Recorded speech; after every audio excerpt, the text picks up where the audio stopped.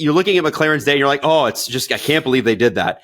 You know, as great as it is that Red Bull finished second, they also finished in the back 15.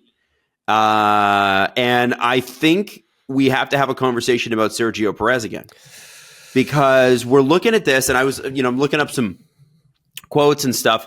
I want to talk about qualifying first, because we know Max can drive. We know Max had a good day. He got more out of the car than perhaps he should have. He was like, maybe we were going to finish 5th or 6th, and they ended second. Like, good for that's a championship driver. Sergio goes off in a little bit of wet conditions, but it is driver error in qualifying, specifically Q1. Tim, what happened? He was warming up his tires, and that was it. I mean, like warming up your tires is like you're not even going flat out. You're not even on a push lap at all. You're on like a prep. You're prepping. That's it. So you're getting ready to bake a cake. That's all you're doing. Like you're not even in the oven. And goes off, and you saw what happened, man. Gets stuck in the gravel and beaches it. I don't even know what he was trying to do, like with trying to get the marshals to push him back onto the track. I mean, you're like, it was over once you beached it. You got to get out of the car. Like it's tough for Sergio, Adam. I mean, I don't even know what to say anymore. Like I feel bad for the guy. Like it's not like he's a crap driver, right? I don't think any of these drivers are crap drivers, by the way. Like I've always said that. Like all of these drivers are incredibly talented. It's just a confidence issue for this guy. It's just he just doesn't get out of his own way sometimes, and this is what's happening. I think, man, some of the stuff that I was speaking with another journalist about this, and he was saying that about performance clauses in his contract, in Sergio's contract, stuff that he had heard, and it's not good, man. Like it's. Well, so there was some of that that leaked this weekend. Remember when I told you when he signed that extension? What did I say about performances? You said they better stay up? No, but remember what I said exactly? Basically, I had already told everybody, like, performance clauses. Mm-hmm. They're in there. I basically said it. Yep. And here we are. Like, and it's only taken... What? 4 or 5 races? I was just going to say, like, 4 races, and we're already having this conversation. Like, this is something that was supposed to happen next year. Like, we would have this conversation next year if he was in the same spot. He just hasn't been able to right the ship. Like, so here's the performance clauses as they stand. I don't know if this sounds familiar to you or if you've heard the same. The rumor is the performance clauses are as follow. Number 1, that he has to be within 5 driver slots of Max Verstappen, meaning...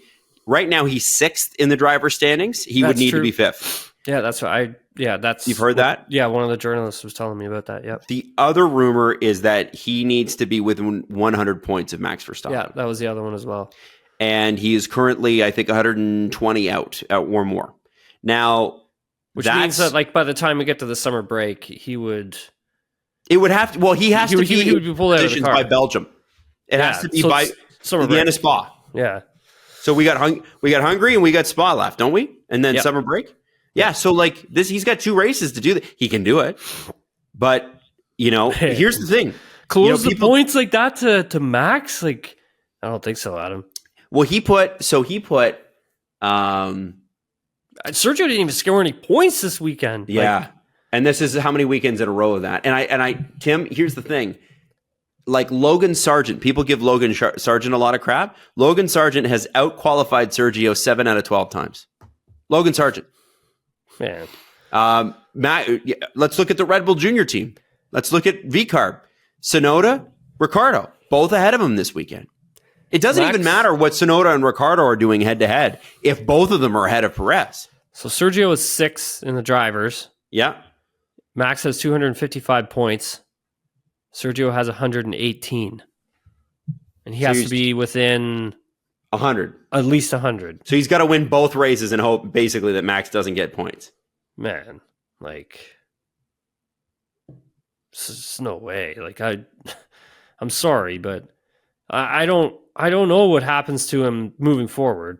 I know Liam Lawson has a test this weekend. This week. Tuesday. Liam Lawson's going to be in the Red Bull. And I believe he has a tire test as well. And they're going to see what he's got, right? They're see what he's got for who, though. See if he's going to be right for either team, right? Okay. Just testing him, seeing where he's at. I mean, obviously the tire test is important for the team as well to get that data. But it also gives them a picture into where Liam Lawson is. And so this is going to be a big test for him. But it shows that there could be some pretty big movement at Red Bull. There could be massive movement where Sergio's could be done this year. Like, he could be out of that seat. Like, by the time we get to September. And we could be looking at a different Red Bull driver. Is that where we're at? 100%. Wow. 100%. You could have Daniel Ricciardo get moved up to the big seat. You could have Lawson in there. Who knows at this point? Wow. Nobody knows. None of us know. No. But they're having that conversation right now, though. Yes, they're having the conversation. Yeah. Wow. And, there's been a resurgence from Daniel Ricciardo. It's funny, week to week, we were 2 weeks ago talking about Helmut Marko going after Daniel, saying, well, I don't know if he's junior team, that I don't know if he should be here. And then literally in the week leading up to Silverstone, it was Daniel set to replace Sergio again. Like, those headlines were back in. It's crazy how that's all turned. And week to week it does in Formula One. But, I mean, really, those are not outrageous headlines anymore. If you're Red Bull, you need to be winning both this year. There's no excuse.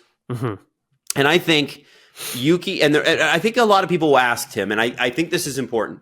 Why would Red Bull not consider Yuki Tsunoda? I don't know. There seems to be some sort of resistance to him. I haven't heard it. But they could, right? Like, maybe they won't, maybe they will. I don't know. It could be. I don't even want to speculate on here about it because I don't know. I really don't. I think he should get a chance. Like, if that were to happen, if Sergio were to be removed from the seat, you know what I'd like to see? Like a driver shootout for it. Okay. Like, okay. Do one of the testing of previous cars. With like what they did with Max in Imola a couple weeks ago. That's a few of the teams aren't happy about, but anyways, get them all together and just do a shootout. Just whoever's fastest at the end of all of it gets a seat. Right. I'd tune in and watch that if they broadcasted it. Like, that'd be incredible. Like, imagine that. Well, they used to do it back in the day. Like, I remember the players team. Yep. Players team used to do that. They used to do a shootout for their seats. Wow. Yeah. I mean, it's aggressive. Like, is it the most like realistic way to do it though? Like, are you awesome. not? Yeah, that's the most pressure. That's the most pressure. Like, as a driver, you can go through that. You can go through anything. Yeah, no kidding. Well, it'll be fascinating. They get 2 weeks to sort of figure some stuff out before Hungary, but we may know. I mean, he may be mathematically out of both of those performances clause by the end of Hungary if things don't turn around. Yeah, big time. And that's crazy. He may not be on the grid in September. Like,